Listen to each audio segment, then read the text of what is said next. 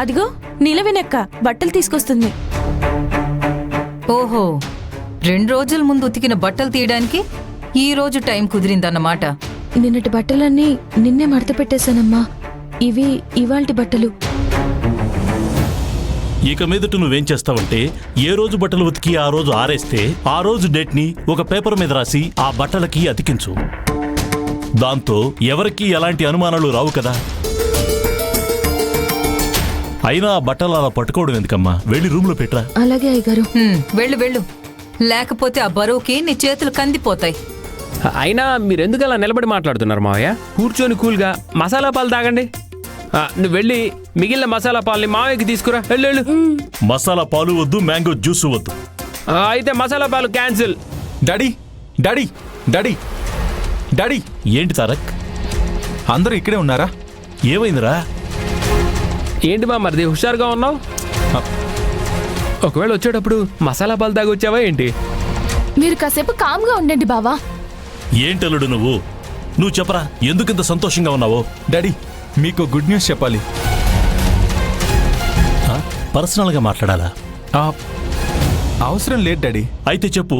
ప్రతి సంవత్సరం మన మెటల్ కంపెనీ నుంచి టెండర్ వేస్తున్నాం కదా. అవును. ఆ టెండర్ ఈ నెలలో జరుగుతుంది. అవును, అది చాలా పెద్ద కాంట్రాక్ట్ కదరా. అవును డాడీ, అది పెద్ద కాంట్రాక్ట్ మాత్రమే కాదు, ప్రెస్టీజియస్ కాంట్రాక్ట్ కూడా. ఆ విషయం నాకు తెలుసురా. అయినా ఇంతకు ముందు నువ్వు బిజినెస్ లో యాక్టివ్ గా ఉన్నప్పుడు వరుసగా 3 సంవత్సరాలు ఆ కాంట్రాక్ట్ మనకే వచ్చింది కదా. అవును డాడీ. కాకపోతే 4-5 సంవత్సరాలుగా నువ్వు అటు పక్కన అడుగు పెట్టడమే మానేసావు కదా. కానీ ఈ సంవత్సరం ఆ కాంట్రాక్ట్ ని మనం దక్కించుకోవాలని నేను నిర్ణయించుకున్నాను డాడీ.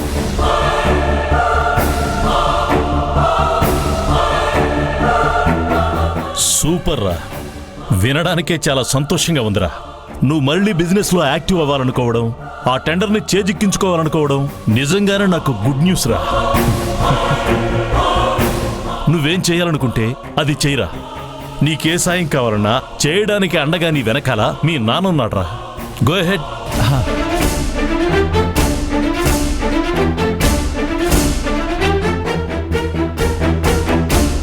మీ దీవెనలు తప్ప ఇంకేం అవసరం లేదు డాడీ. ఈ విషయాన్ని మీకు చెప్పాలనుకున్నాను, చెప్పాను అంతే. చూసావా కాదంబరి, మన తారక్ ఎలా మారిపోయాడో. ఆ కాంట్రాక్టు మంచి కాంట్రాక్టే. ఈ టెండర్లో లాభం విషయం పక్కన పెడితే కాంపిటీషన్ కూడా హెవీగా ఉండబోతుంది. నాకు తెలిసినంత వరకు వీడా టెండర్ని సాధించడం వీడి వల్ల కాదు. ఏంటి కాదంబరి నువ్వు, వాడంత సంతోషంగా కాన్ఫిడెంట్ గా సాధిస్తాను అని చెబుతుంటే అప్రిషియేట్ చేయాల్సింది పోయి కాదు కూడదు అని నెగిటివ్ గా మాట్లాడుతున్నావు. నిజం నిష్ఠూరంగానే ఉంటుందండి. అయినా ఇన్ని సంవత్సరాలుగా ఆ బిజినెస్ ని చూసుకుంటున్న నాకు తెలీదా ఎందులో నష్టం వస్తుందో ఎందులో లాభం వస్తుందో అని? అయినా ఈ టెండర్ని మనం దక్కించుకోవడం వలన మనకి నష్టం తప్ప ఎలాంటి లాభం ఉండదు. అయితే ఎంతకీ ఆవిడగారు ఏం చెప్పాలనుకుంటుందంట? ఇందులో చెప్పడానికేముంది? ఆ టెండర్ గురించి ఆలోచించడం మానేమనండి. అయితే నేను ఆ టెండర్ని సక్సెస్ఫుల్గా టేక్ ఓవర్ చేసి చూపిస్తాను, చూడమనండి. నాతో ఎందుకురా ఛాలెంజ్ చేస్తావు? అయినా ఆ టెండర్ ఎప్పుడూ లోయెస్ట్ ప్రైస్ కోట్ చేసిన వాళ్ళకే దక్కుతూ వచ్చింది. ఇప్పుడు వాళ్ళకే దక్కుతుంది అంతే. అయితే ఆ టెండర్ని గెలిచే తీరుతాను. తారక్, వెళ్ళరా వెళ్ళు. నీ మాటలతో కోటలు కట్టగలవేమో కానీ ఆ టెండర్ని గెలవలేవు.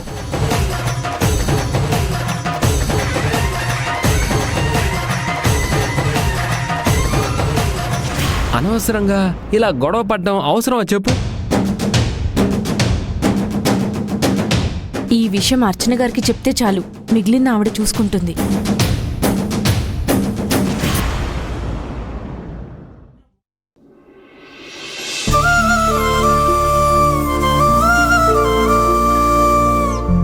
అమ్మా నీలవేణి, చెప్పండి అయ్యగారు.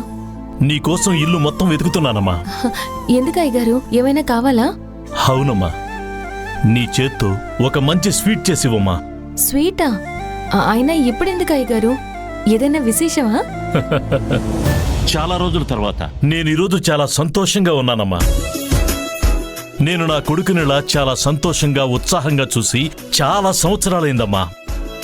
అందులోనూ వాడు నా దగ్గరకొచ్చి, డాడీ నేను ఈ టెండర్లో పార్టిసిపేట్ చేయాలనుకుంటున్నాను, కాంట్రాక్ట్ గెలవాలనుకుంటున్నాను అనగానే అప్పుడు నాకెంతో సంతోషంగా అనిపించిందమ్మా. నేను మళ్ళీ వాడిని ఇలా చూస్తానని అస్సలు అనుకోలేదమ్మా. మీరెందుకింత సంతోషంగా ఉన్నారో ఇప్పుడు అర్థమైంది అయ్యగారు. అసలు నా కొడుకు ఎలా ఉండేవాడో తెలుసా? ఏదైనా పనిని తలపెడితే దాని అంతు చూసేంత వరకు అస్సలు నిద్రపోయేవాడు కాదు. ఏదైనా ఒక కొటేషన్ రెడీ చేశాడంటే అందులో ఒక చిన్న లూప్ హోల్ కూడా ఉండదమ్మా. అంత పర్ఫెక్ట్ గా ఉంటుంది వాడి వర్క్. అలాంటివాడు మనసు విరిగి మద్యానికి బానిసై తాగుతూ తిరుగుతూ ఉంటే వాణ్ణి చూడలేక నేను పడ్డ బాధ నాకు మాత్రమే తెలుసమ్మా, నాకు మాత్రమే తెలుసు. కాకపోతే ఏదో ఒకరోజు వాడు మామూలు మనిషిలా మారకుండా పోతాడా అన్న ఆశతోనే ఇన్నాళ్ళు బతికానమ్మా. అయినా వాడిలా మారడానికి కారణం నువ్వేనమ్మా, నువ్వే. నేనా? ఇందులో నేను చేసిందేముంది అయ్యగారు? ఎప్పుడైతే ఒక మనిషి తన మనసులో భారాన్ని బాధని పక్కన పెడతాడో అప్పుడే ఆ క్షణం నుండే ఆ మనిషి జీవితం మళ్లీ పునఃప్రారంభమవుతుంది. నిజం చెప్పాలంటే నువ్వు వాడు కలిసి రిసార్ట్కి వెళ్ళొచ్చిన తర్వాతే వాళ్ళలో మార్పు స్పష్టంగా తెలుస్తుందమ్మా. అసలు రిసార్ట్కి వెళ్ళడానికి నాకు ఎలాంటి సంబంధం లేదు. నిజం చెప్పాలంటే అక్కడ కూడా ఆయన ఎప్పట్లాగే తాగుతూనే ఉన్నారయ్యగారు. ఆ విషయం గురించి నాకు తెలియదు గాని వాడి మనసులో ఉన్న భారం మాయమయ్యి మళ్లీ వాడు వ్యాపారం వైపు అడుగులు వేయడానికి మాత్రం ఈ ట్రిప్పే కారణమని నేననుకుంటున్నాను. కానీ కాదంబరి అమ్మగారు ఆ కాంట్రాక్ట్ మనకి రాదని, ఒకవేళ వచ్చినా అందులో ఆదాయం ఉండదని అంటున్నారు కదయ్యగారు. ఆ కాంట్రాక్ట్ వచ్చినా రాకపోయినా, ఒకవేళ ఆ కాంట్రాక్ట్ వచ్చి అందులో ఆదాయం రాకుండా నష్టం వచ్చినా నేను బాధపడినమ్మా. ఎందుకంటే నా కొడుకు మళ్లీ మామూలు మనిషై మునుపట్ల బిజినెస్ను టేక్ ఓవర్ చేసి ఆ మహమ్మారి మందును మాని సంతోషంగా ఆడుతూ పాడుతూ తిరగాలి, అంతే. అయితే రేపొద్దున్న మీరు అడిగిన స్వీట్ని చేసి పెడతానయ్యగారు. అలాగే అమ్మా.